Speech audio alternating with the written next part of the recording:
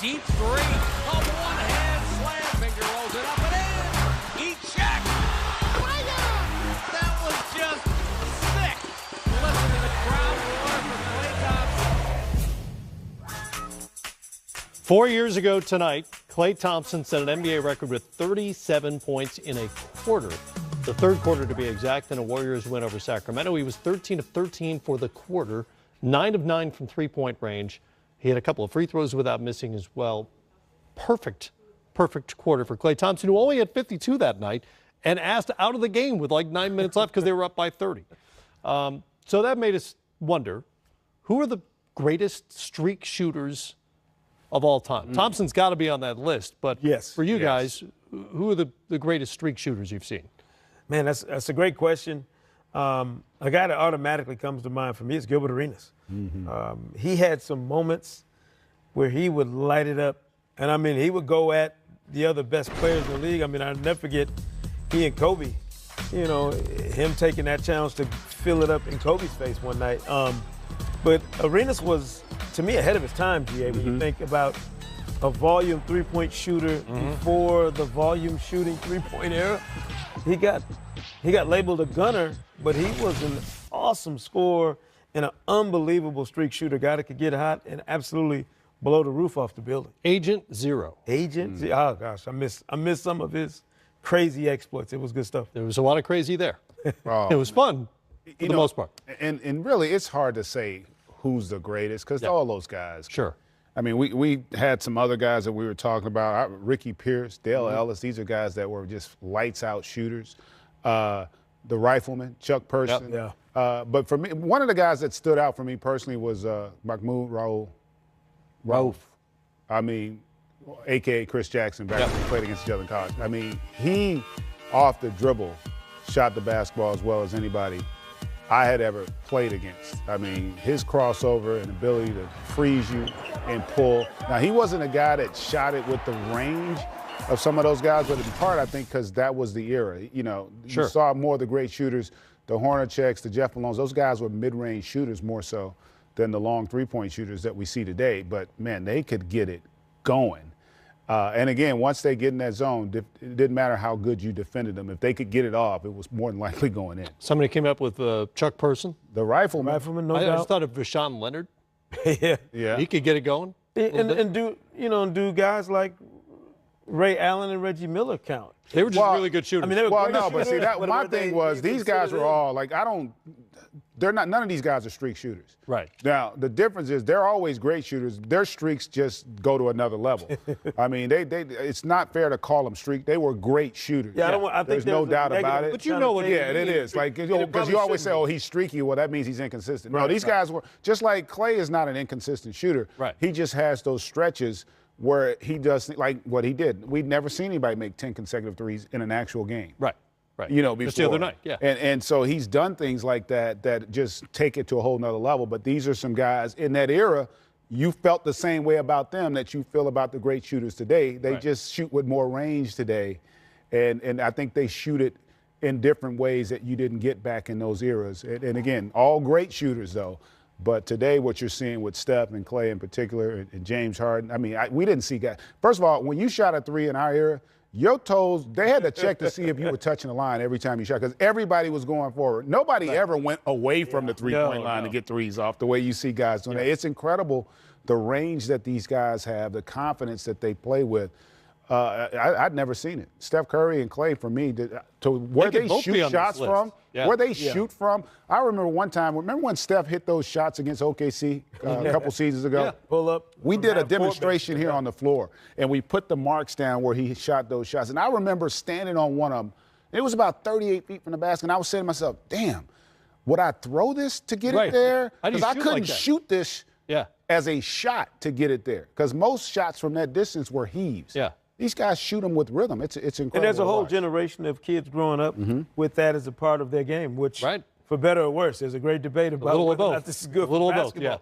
But now it's commonplace. You got guys taking shots from those distances at the NBA level and all the way down. So it's going to be interesting to see what kind of shooters develop in these next couple of generations following the lead of guys like Klay and Steph. You know, the indigenous people in Alaska have 1,000 different words for snow, I think it is. There should be like at least 100 different words for Klay Thompson hot.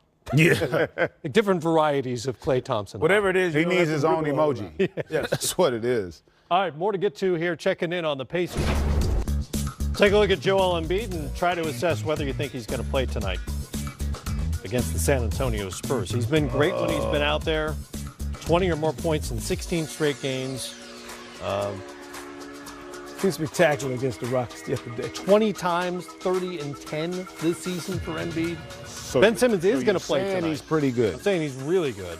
He's just unsure tonight about his availability. Simmons will play. He's dealing with an illness, but he's going to go. And Jimmy Butler will sit out again because of that sore wrist. They take on the San Antonio Spurs, who come in having lost 3 of their last 5. They blew out the Sixers in their first meeting back in San Antonio. What a little more than halfway through the season, what have you seen about the Sixers that you like? What questions would you still like answered? Well, I mean, look, I think there's still a team that's doesn't shoot it as well from the perimeter as you'd like if you're talking about them being a contender. But Joel Embiid is so good. He was so good against Houston the other day. If you could take a player and ride him in his game through the playoffs, they've got one of the handful of guys to me in the league that if Embiid gets in that bag and really starts playing at a high level in the postseason, I don't know how you'd stop him. I don't know what another team would do to take him away completely to prevent him from being effective. No doubt about it, other than go look at the blueprint that the Boston Celtics put forth last year. Like, what gets lost in all of this sometimes is because these young, incredibly talented players show us their ceiling, we forget how important experience is in the postseason. Sure. And when when you play in a regular season, I don't game plan. We just kind of talk about what we want to try and do against you, but we don't drill it. We don't have tendencies. We don't have a book on you, and we're not on the same schedule. When you get in the postseason now, I get an opportunity. I remember playing for Pat Riley my rookie year. After the season, we're getting ready for the playoffs, and the assistant coach brought me a book. And I was like, damn, I didn't know what it was a book of every player, every play they ran that season, every play. So everything they had ever done on that court. So you knew every tendency. Right. You knew what they'd go to when things got tight. You knew the plays they were going to run. And so that's why I always say in the postseason, that's why you need great players in the postseason, because great players can score against great defense consistently. And great talents can score, but they need the experience. Now, last year will help him and Ben Simmons because, it showed them as much as we thought and were ready to anoint, they weren't quite ready. No, end of the game execution was terrible. It was not very good. And also couldn't get loose the way they needed. And the pressure of the moment. That's when they had more shooters. Yeah, and it was also the pressure of the moment. Because what happens is they'd never been in those situations before, ever. Right. They'd never, in their careers, they'd never been in situations where they felt a little unsure, where they weren't, comfortable with who they were as a player at that level, because they'd never had anybody be able to make them do things they didn't want to do. And so that's why that postseason, that experience will help them. But their growth, I think, is coming. The question for me, big picture, is, okay, is the depth going to be there? Because as good as those guys are, you're still going to have guys coming off your bench that can give you quality minutes, that can make big plays. And that's where those veteran guys. Last year, to Sekou's point, they had a better overall roster, even though this one has more top-level talent than they did. To have the Bellinellis and guys like that, and Ilyasova, and who they got for nothing. Yeah, those veteran guys that you can trust in big moments to make plays. Not having those guys is a concern.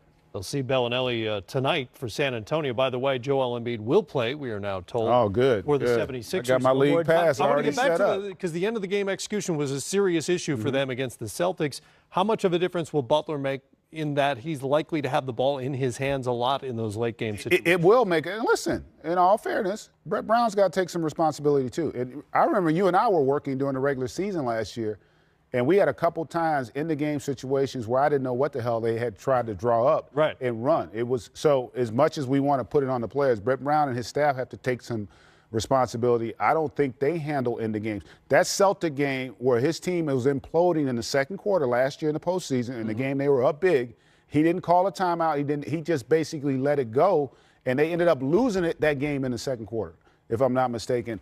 And again, he's got to be able to help that young group with his ability to give them stuff that they feel confident in when they have to go out and execute. Let me interrupt for just a second because Victor Oladipo apparently has said this could be a horrible blow for the Pacers and for certainly for their post. Not that they're likely to fall out of the postseason, but for what damage they could do in the postseason if they stick around. Well, and you have no idea what the injury is until you know the severity of it. Right. But you talk about a team that really held the line when he was out.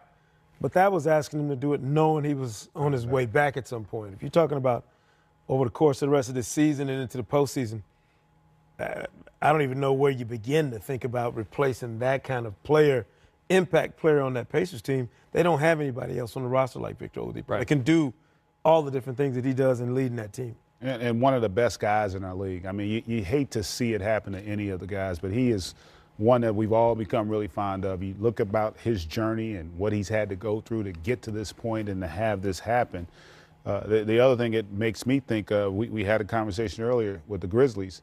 You know, does something like this trigger a decision for you to go out and make a move now to try to, you know, because the thing about an injury like that, the other thing that's really valuable is the opportunity for all those other guys to be on a team that has an expectation of winning. So that's the advantage for a Sabonis and Miles Turner, your young studs. Every night they take the floor, they're playing to win basketball games, not to prove how good they are. Right. Like some young teams are. And so if he's not able to come back, that does, to Sekou's point, like it's one thing to play when you know a guy's coming back. If potentially he's not coming back and you hit a rut where things aren't going well and you don't have that guy to fall back on, that could create a bit of a dilemma from an organizational standpoint. Well, not to get ahead of ourselves, because again, we don't know what the is at this point, but it could mean more responsibility for Darren Collison, for Tyreek Evans, who's handled the ball a ton and over his career, and for Corey Joseph. But you would think if they have playoff aspirations, that probably means they're looking for somebody if he's out for any lengthy period of time. Yeah, the trade deadline comes at an opportune time when something like this goes down. But again, I don't want to overdo it until we know what the injury is. But I will say this. When you have an Eastern Conference where Oladipo is one of those players who steps up on the pecking order in the East when LeBron goes, you know, to the Lakers, now you're talking about replacing a guy who, maybe is one of the 6 or 7 best players in the East potentially? He's got to be on your short list of guys who would be in that mix. That is a tall task in terms of even finding somebody on the trade market even that could do the things for you on the fly that Victor Oladipo has done for you the last year and a half. You know, that you're not just replacing an all-star, you're replacing a guy who has quickly become the face and one of the foundations of that franchise. Well, I'll try to get you updated when we hear something on the status of Victor Oladipo, who has been taken off the floor on a stretcher tonight in Indiana as the Pacers take on the Toronto Raptors. We'll pass along any updates we get as we continue here on GameTime Live.